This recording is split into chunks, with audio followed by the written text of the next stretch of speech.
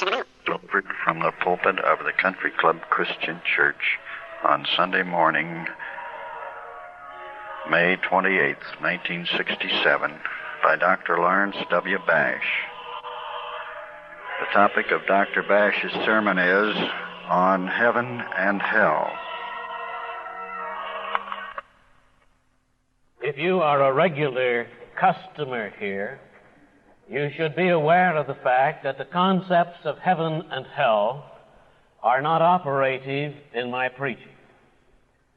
By that I mean, I do not encourage you to please be good, because if you are, you will go to heaven. Nor do I warn you to forsake evil, because if you don't, you will go to hell.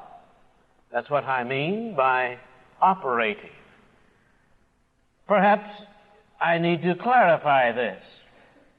It is a matter of one's philosophy of religion. Not theology, but philosophy of religion.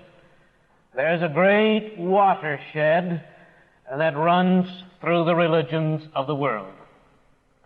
The vast majority of them conceive religion as a device available to man whereby he may lay hold upon the unseen powers in the cosmos to get his laundry washed, to get his tasks fulfilled, to get his will done.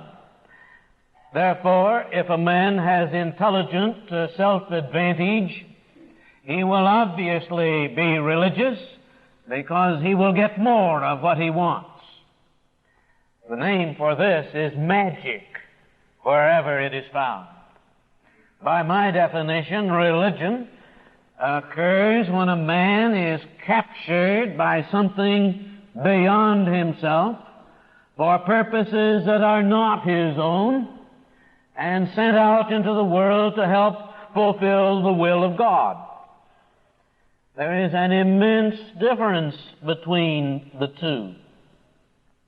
Therefore, I do not invite you to be Christians because there will be rewards, nor to forsake evil because of the pain. This really says nothing about either rewards or punishments. It says that if there are any, they are secondary. And it says that in a world where, by my definition, original sin, the very origin of the problem of the human family is self-advantage, don't play into its hands. Don't encourage people to love God because they'll get a prettier crown than anyone else. So, neither heaven nor hell is operating in my preaching for a deliberate and, I hope, intelligible reason. It occurs to me, however, that you might wonder whether I consider these ideas irrelevant or possibly untrue, and that if you'll agree to keep it all secondary, I don't mind stating the case as I see it. Is that agreed? All right. Acknowledging that this is not the main thrust of the gospel of Jesus Christ, we address ourselves to the question, what does come after? What does the Christian believe about heaven and hell? I am personally stuck with my conviction that faith must have its integrity, that one must not love God for any reason other than that he loves God. Do not marry a girl because your mother wants you to. You have to live with the girl. Do not marry a man because he's rich. You have to live with him 40 or 50 years. Do not be a phony in life. Do not pretend. Do not take God because you are scared of losing your own skin. Even God may get boresome if all you're interested in is your own skin. But what do I really believe? This is the question to which I am driven back. There is, of course, an immense confusion in the modern age on this. I've asked myself how long it has been since someone came to me for counseling because they were fearful of the fires of hell. And I can tell you it's been quite a while, so far back that I don't even remember. If there are people in the modern age who are all a-quiver for fear they're going to hell, they're keeping quiet about it in my presence. The fact is, the modern generation is not much interested. Time magazine, 2 weeks ago, in its section on religion, did a summary of current thought, Roman Catholic and Protestant and Jewish too, I believe, on life eternal. It's a quite comprehensive and fair statement of the case as it exists at the moment. In general, you could say that not too many people were very much interested in it. And when they are interested, they are likely to have such a hodgepodge of different ideas. Rabbi Silverman, over at Temple B'nai Yehuda, has written a book in which he published the results of a questionnaire he circulated. He asked this question: what do you think heaven is like? First, he gave the questionnaire to a group of kindergarten children, 4 or 5, I suppose, and their answers were what you'd expect. Sitting on a cloud playing with angels. Having as much candy as I want to eat. Not having to go to sleep at night. Listening to television all day long. Wouldn't that be wonderful? Having all the toys I want. Flying through the clouds with wings. Playing a harp. Now you guess the sex of this next answerer. No taking of baths. Being rocked to sleep by beautiful fairies. Seeing my grandmother who is in heaven. Eating cake, ice cream, and pie, and never being forced to eat what I don't like. Wading through ponds without shoes. Never being sick. Angels carrying me on their soft wings. Here's the child mind, reaching out for those things that it feels limited or denied. Unfortunately, he gave the questionnaire to adults, too. It'd be so much easier if we could just laugh about children. But what are the adult ideas of heaven?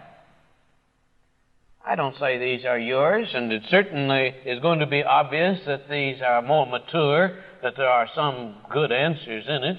But listen to them. Many of them relate to reunion with loved ones. Seeing my father and mother again. Not having to work. Is there any man here who's recently retired? Not having to work is heaven. Flying through the clouds with wings.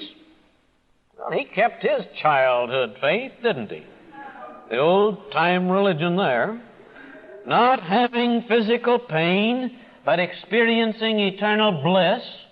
Perpetual tranquilization. No worries.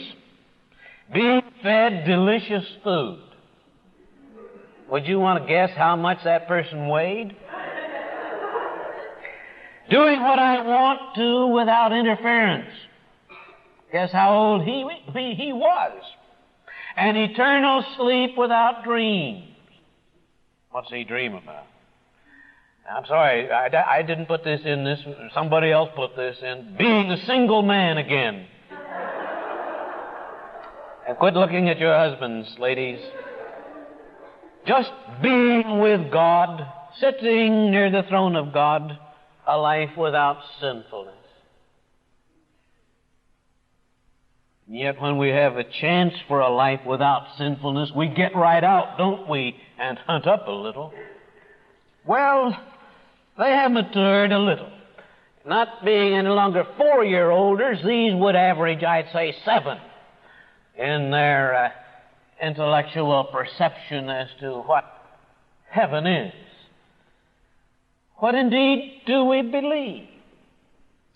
I wish I had time to take a questionnaire through this congregation.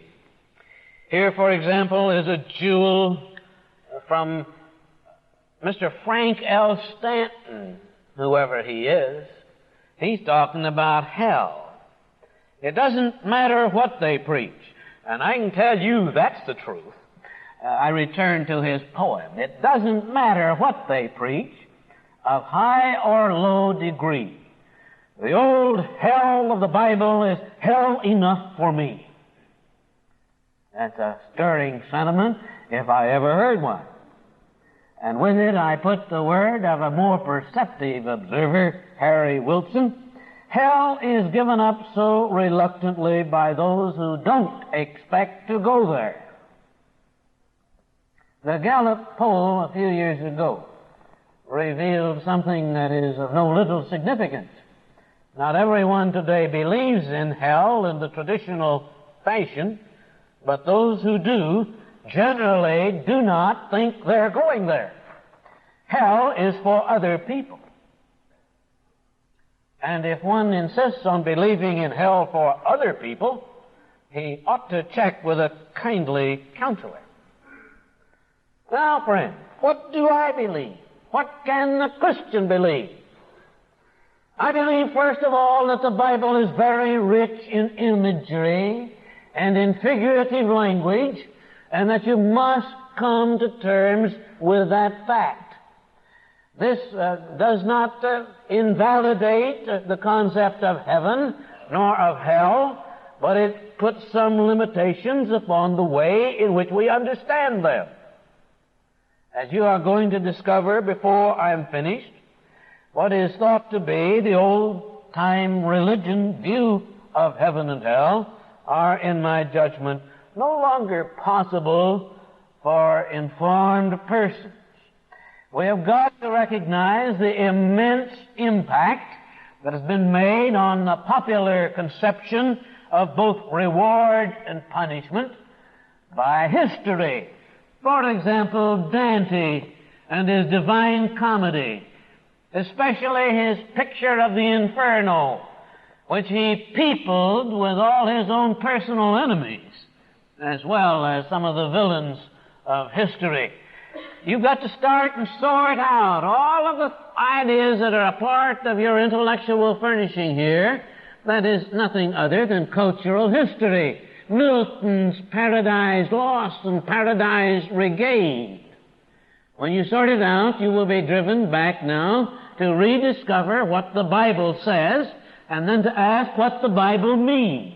And it is not going to be as simple as grandfather thought. If we are to consider hell as, in my judgment, the popular concept, a place of fire, eternal in its duration, into which souls are placed for their torment through endless years, and this is the popular concept, isn't it? Then we must square it with other things in the Bible. We must square it, for example, with what Jesus said to the men who crucified him. Father, forgive them, for they know not what they do. Now, you really can't do without that particular verse. It's a rather important verse. But how do you square that now with this popular concept? What did Jesus mean when he told the parable of the lost sheep? There are 99 that are already safe in the fold, but the shepherd, who is surely God, is still out seeking, not anxious arbitrarily to drop the gate in front of the last sheep because he stupidly wandered off, searching and seeking to the uttermost. What are you going to do with the parable of the prodigal son, where the father is out at the corner waiting for the son to return? Is there any real evidence that the eternal divine Spirit is a kind of computer who waits in the hope that you will trip up at some point, make a little technical mistake like being baptized in the wrong mode, or growing up in the wrong century, or living on the wrong continent, so that you never heard of Jesus Christ, so that He can exclude you and throw you into everlasting torment. You've got to square what comes hereafter with what comes here, as we understand it through the Scripture. So a little nervous that we may not have the complete answer. Let us look at the words that are used here for hell. There are three words that may be translated hell, and usually are. First of these is Gehenna. Gehenna is a Greek word, a transliteration of the Hebrew or Aramaic word Gehinnom, which means G-E, Valley of Hinnom, which was a well-known, immediately available valley right at the south side of the city walls of Jerusalem. Everyone knew about the Valley of Hinnom. This was a place of horrid recollection. In this, one of the worst things the Hebrew mind could conceive had occurred. Child sacrifice. Ahaz and Manasseh, ancient kings, had performed there this ultimate nadir of human depravity, the slaying of their children to the heathen god Moloch, right there in the Valley of Hinnom. So, as history moved on from that time, 700 or 800 years before Jesus, the place came to have an emotional connotation, a sense of the taboo, of the utterly horrible. At the same time, it became what every city has to have, the city dump. Exactly that, the city dump. An animal dies and it must be disposed of. They took it to the Valley of Hinnom, and they had to burn the carcasses. And so they took their waste paper baskets out there and emptied them there too. It became the city dump where all the refuse of all kinds was disposed of. Have you ever lived next to the city dump? Well, you live not too many miles from the stockyards. And you know that when the prevailing winds are right or wrong, you can hardly forget your neighborhood. Now, the winds often blow from the south over Jerusalem, out of the Arabian desert. So Gehenna was no figment of imagination. When Jesus said Gehenna, the word could not possibly have had the connotation you get when you hear hell out of the last 100 years of development in Western culture.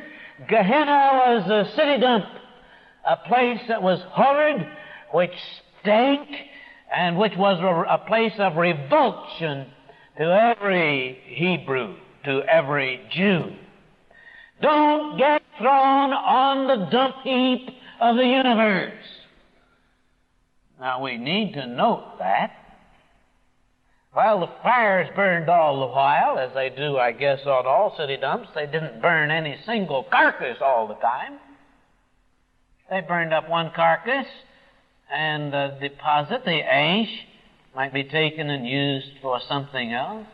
When they burned up one wastebasket full, that was the end of that wastebasket full, and others came.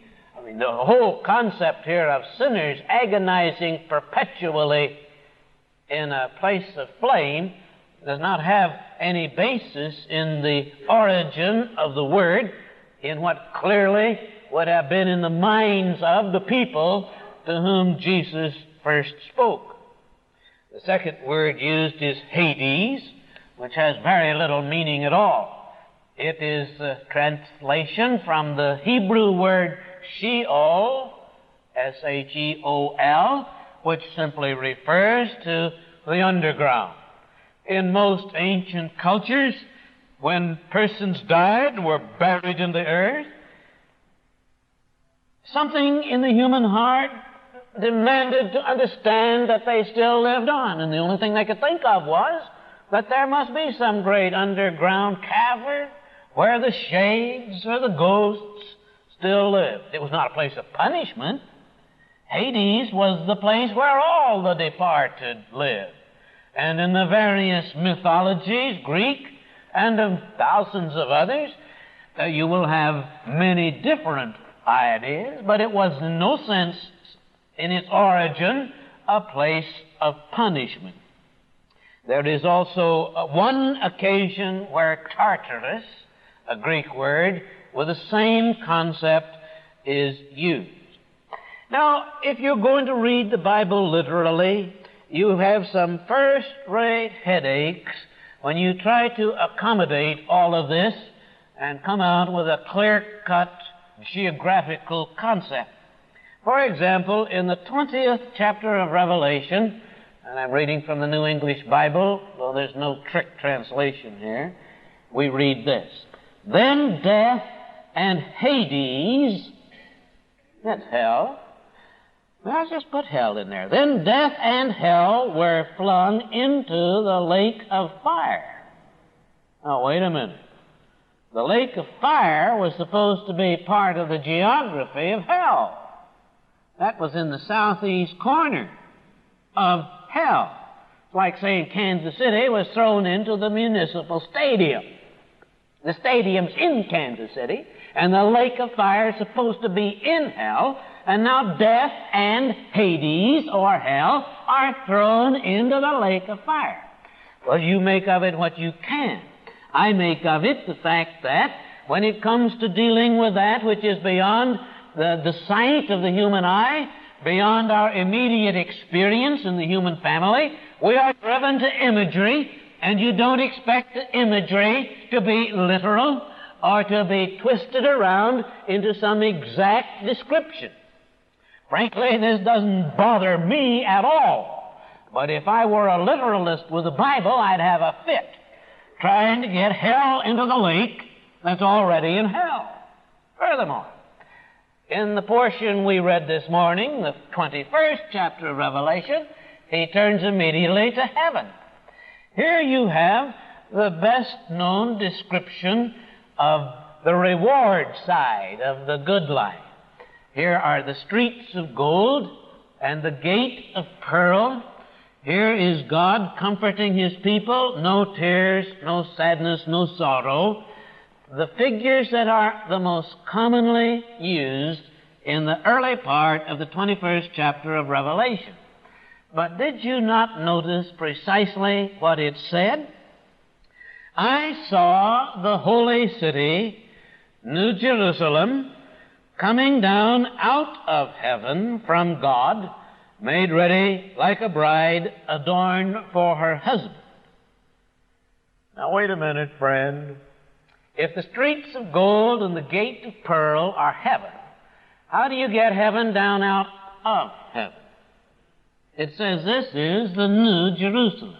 Now, if you want to say the New Jerusalem is heaven, all right. But how do you make sense of, "I saw the holy city coming down out of heaven"? Heaven's still up there then. Now, I think it means out of the sky, from above. Sure, of course that's what it means. But that's not the literal way in which it would be read. I saw heaven coming out of heaven. What's left up there when the New Jerusalem? Oh, dear friend, it is quite impossible in my judgment to be a literalist in regard to the furnishings of the hereafter. We obviously have men who are struggling to find figures of speech which are adequate to define their perception of something beyond human experience. The most glorious and the most wonderful the mind can conceive. And so it's gold and pearl, and God is present with His people. The most horrifying, the most evil, the most reprehensible. And so they've taken those figures. Now, in our age, Gehenna is no longer understood by the average man, but the experience about which the author of this portion was writing is understood. Perhaps it is even better understood by our generation, which talks about alienation and anxiety and despair and suicide. Perhaps we also understand that you can't pick up just one end of a stick. When you pick up by the wrong moral decision one end of a stick, you're getting the other two. There's a price that is to be paid. When you pick up the end of the stick that represents a moral victory, you may not do it for the sake of the reward, but it is quite possible that it will prove to be a very rewarding road. Now, for our time, in all truth, we need to use the best insights and best understandings we have of human hope and of human fear, of human strength and of human weakness, of human dedication and of human folly and sin. What I get out of it is just as simple as ABC. Life is to be taken responsibly because it has consequences. Some of them I see. Some of the consequences are right here. In the Time article to which I referred, there are two statements that rather summarize its point of view. Dr. John McQuarrie of Union Seminary in New York wrote of hell in these words. He sees hell as not some external or arbitrary punishment that gets assigned for sin, but simply the working out of sin itself as it destroys the distinctively personal being of the sinner. And Robert McAfee Brown of Stanford University, on the other hand, has written, if God is a God of love, if He is ultimate, that which He loves and sustains, He will not simply discard. We're left with a number of mental puzzles.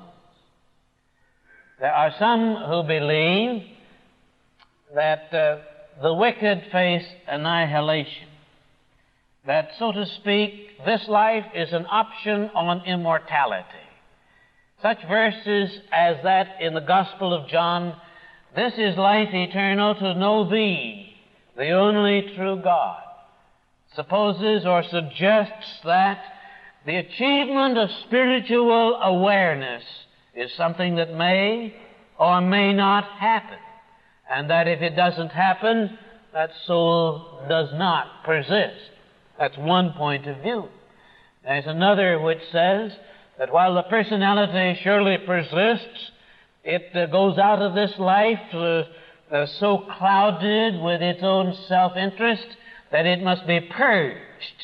And the Catholic concept of purgatory suggests that it is through suffering that the soul achieves righteousness. There is another point of view called universalism, which proclaims that there can't be any hell because that would acknowledge the ultimate defeat of God. It would mean that there is on this earth some man whose will is stronger than God's will. God's loving, redeeming will. And the universalists are those to whom this point of logic appeals. I would have to say, and this is only an indication for whatever value it may have to you, that I find it impossible to deal with this idea without remembering constantly the freedom of the individual soul who seems in an immense variety of situations to be able to turn its back on God and walk away. And whether or not there is a moment when he can no longer walk away, I would not be sure. Fundamentally, friend, if you don't care about God, you don't want to spend eternity with Him? Do you? Fundamentally, one's face is toward the light or toward the darkness. So I don't dismiss these things. I think they have immense consequences, awful consequences. I think our world ought to ponder a great deal more deeply upon the consequence of self-advantage, of sin in the old term, of every man being out for himself. I think we ought to recognize that you can't pick up just one end of a stick. And then I would have to come with a kind of reverent agnosticism to the moment when we detail the furnishings of the next world.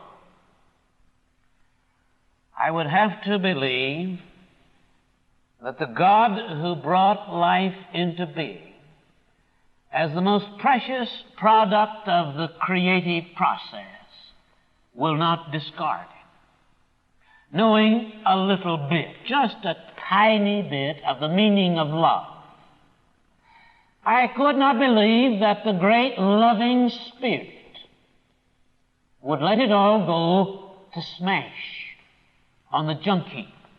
Now this takes a miracle, doesn't it? I'd like for you to notice that it's exactly the same sized miracle that it took to get you here. To survive is precisely the same sized miracle as to arrive. For life to come out of a material universe, that's a miracle. And for the personality to persist when the body of clay has disintegrated, that's a miracle, surely. I have no explanation for it, but neither do I have any explanation for life. Nor do you. Nor would scientists, if they ever can concoct a living cell in a test tube. It's the same size miracle either way you go about it. I do not expect life beyond to be a carbon copy of this one. Nor do I suppose that there is the slightest possibility that with this tiny pinhead of a brain that God gave me and you, we could understand it if it were written on a piece of paper and distributed after the service. I go forward in faith. And the best word for faith is trust. Trust in God, whose goodness I have been able to perceive in this life, whose sustaining power I have been able to feel in this life, and to whom you and I can entrust ourselves when this life comes to its end. The souls of the righteous are in the hand of God, says the writer of the Wisdom of Solomon, one of the apocryphal books, and there can no evil touch them. That's good enough for me. I'm not really interested in streets of gold. Think how hot they get in the summer, how cold and icy they get in the winter. I would like to be freed from the literalism, which isn't very appealing when you get to it. I would like to understand that these men have given us all any men can give us. The brightest member of Congress couldn't do better, friend. President of the United States couldn't do any better than the author of Revelation. No one can do better than to give to you that rod and staff of faith, whereby, having found Him here, we are able to walk through that valley knowing that whatever it is will be a greater surprise than we could have imagined. Through it all, to trust. Knowing that life has consequences and that every decision is important in the face of the God who calls us to be at our best. Let us pray. Our Father and our God, Thou hast placed us in this wondrous